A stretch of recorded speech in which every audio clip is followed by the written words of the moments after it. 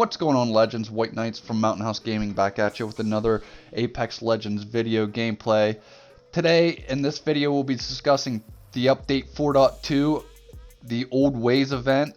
We'll be going through all the patch notes here.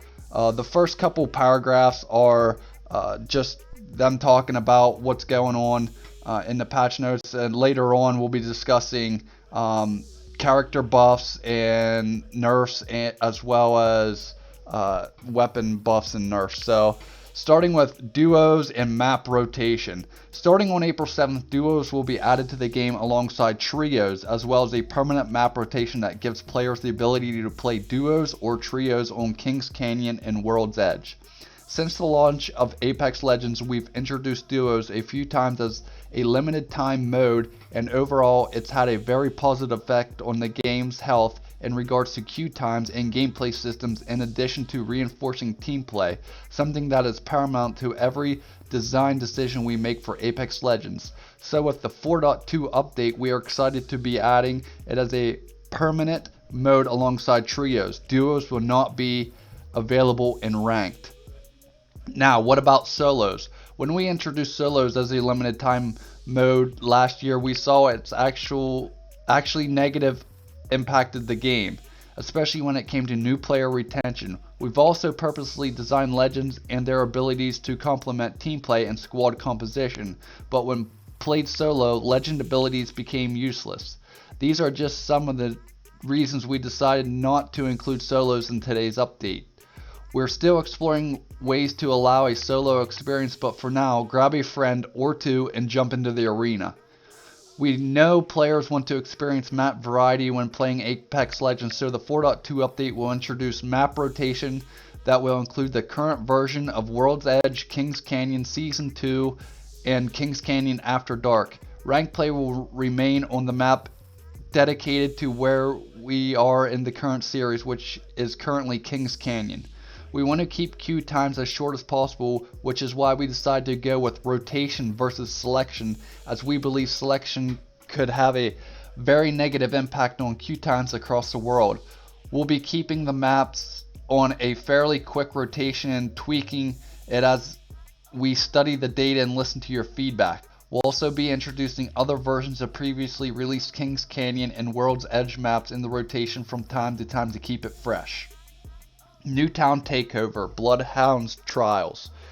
Dive into Bloodhounds Trials, where you and your squad battle against a horde of prowlers and claim high tier loot as your reward. But beware, the most dangerous game. Fellow legends who want to scavenge the goods for themselves. In moments of quiet, don't forget to explore the enclosure, especially with a certain hunter at your side.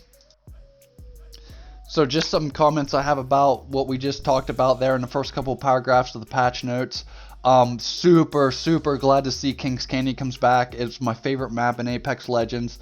I do not like World's Edge anywhere close to Kings Canyon. I think it's a way better designed map. And that's a great addition back to the game. Also, duos are very fun. If you don't have a third, you don't have to play with some random, which can ruin your gameplay experience, I think, in a lot of ways. So very happy to see duos come back. It's kind of sad. Solos would be nice sometimes as well. I get their point of view with some people had a bad experience. I'm not sure how that was. Also tying in with the character abilities, a lot of them are made for squads and to help your teammates, and by playing solo, a lot of the characters essentially become useless, or their abilities become useless essentially. So I can see their point of view there. One thing I'll talk about here later if I remember is I'm super sad to see that the character that I play all the time, what's his name? Oh my god, Octane. yeah, Octane is not getting any buffs in this update, so that was super sad to see, but we'll talk about that later. Next, we'll be talking about balance changes to the game. So the G7 Scout is first up here. Unfortunately, it's getting a nerf. So reduced headshot scale from 2.0, now it's down to 1.75. Reduced leg shot scale from 0.9 is now down to 0.75. Slightly reduced projectile speed. The L-Star, kind of a buff and a nerf here on this one. L-Star will be reset in view kick pattern much more quickly to avoid horizontal recoil, feeling like it goes in an unpredictable direction while feathering the trigger.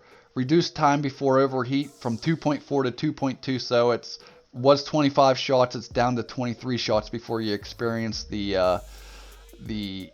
overheat. Kraber, increased headshot damage multiplier from 2.05 to 3.0. Now it should always down a target with a headshot, even if they are a fortified character with a level 3 helmet and a full Evo shield. So that's an interesting buff to the Kraber. So it should down any character with any shield and any helmet level in one shot. That also takes into account the reduced damage that some of the characters take, like Caustic and Gibraltar.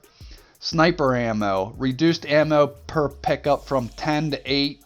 Reduced inventory stack size from 20 to 16. I don't know that those two changes were necessary, but move on. Low profile. Limb shots on low profile legends now deal as much damage as body shots. So some of the lower profile, not fat, I guess you could say, characters will receive as much damage when they get hit in the limbs as they do the body. So I assume a character like mine, which is Caustic, is going to take full damage. Revenant. Player feedback that Revenant wasn't feeling viable enough has been loud and clear, and game data showed the same. Our goal is to bring his effectiveness up to parity with other legends. So, Silence. Increased duration of status effect from 10 seconds to 20 seconds, so they pretty much doubled that, so that's interesting. Silence now disables Gibraltar's gun shield. That's a good buff there. I think that's a good buff. Increase the duration of area of effect from 5 to 10 seconds. Again, the AoE effect on that's now doubled from 5 seconds to 10 seconds. Silence has 2 charges now, so again, that's a really interesting. So they practically doubled a lot of his abilities and times and whatnot that they last. Move on to the death totem. Characters are now respawned with 50 health or whatever health they had when they created it, if lower, instead of 1. That's kind of a good change, because the Caustics would throw gas all around the totem if they seen it, and as soon as you'd go back, you'd die again from the gas. So I think that was a good change. Removed low profile. So that's all for Revenant. We'll move on to Lifeline. New secondary passive. So they completely redid the secondary passive. Lifeline can now access secret compartments with more loot on blue bins. Blue bins are found randomly, replacing ordinary bins. These rare bins will have a secondary compartment that only Lifeline can open. The secondary compartment will always contain some mixture of health items, weapon attachments, and knockdown shields. So those changes are really, really interesting. I think I'll definitely move Lifeline back to the one of the top tier characters that you go up against now and people will play for extra loot. Moving on to Wraith. Portals will now disappear after 4 seconds if both ends are outside the circle. This change was made to combat players exploiting the portal to avoid taking damage outside the ring. So that's probably a good change. Evo Armor. Reduce the amount of damage required to evolve. So this is interesting. I think we'll see a lot more Evo shields in use. So blue armor damage requirement reduced from 100 to 75. Purple armor damage requirement reduced from 300 to 150. Red armor damage requirement reduced from 500 to 400. So those are some big changes. I'll definitely be looking for Evo shields now if I don't come across a gold one, because it shouldn't take that much to get it up to the red and get the full 125 damage out of it. Kings Canyon After Dark. So increase the total amount of loot items that spawn in the map. So that's a good change overall. They really needed to do that for Kings Canyon. That's one of the gripes I'd have about Kings Canyon. So that's a really good change. And that pretty much wraps up the character and weapon changes and we'll move on to bug fixes and quality of life. So under bug fixes and quality of life, they fixed bug for cases where matches results would not process correctly after players were disconnected. Fixes for some script errors. Fixed bug for cases where taller legends could get stuck in geometry after using Race Portal. Fixed bug for cases where players that were under Revenant's death protection could still be healed by Lifeline's DOC drone and Watson's Interceptor pylon. Fix a bug where mantling with Wraith would cause the camera to clip through the character. PS4 fixed lighting in some interior areas on World's Edge that were appearing too dark. Fixed bug where sometimes players would lose aim assist after being hit by Revenant's silence ability. Fixed for cases where players would not receive assist credit when using Crypto's drone to scan enemies. Fixed issue where sometimes players could hear and in rare cases be hit by Revenant's abilities while in the firing range when he's not there. Oh, that's interesting. Fixed for some cases where the circle would end in a bad or invalid location. Fixed to help reduce cases of invisible doors. Fixed issue with Bangalore's Viscery skin where the legs were showing the wrong skin while mantling. Fixed bug for cases when Revenant places his ult death totem on the train, a player is respawned to it while on the train and the train is moving. The player could be respawned somewhere else on the map or even off the map. Never had that happen either. Energized charge for the Sentinel sniper rifle can now be cancelled with Y or triangle button. Fixed bug for cases where dive trails were visible before exiting the dropship. Fixes for map bug related to exploitable hiding spots and bad geo. So overall, I think all these bug fixes, nerfs, and character nerfs and buffs and whatnot will be welcome for the most part. There's a couple that I disagree with. One character that I was expecting to see in here that was Octane, which is my main character that I like to play. I think his Octane's abilities are really bad and they need pretty much a complete overhaul.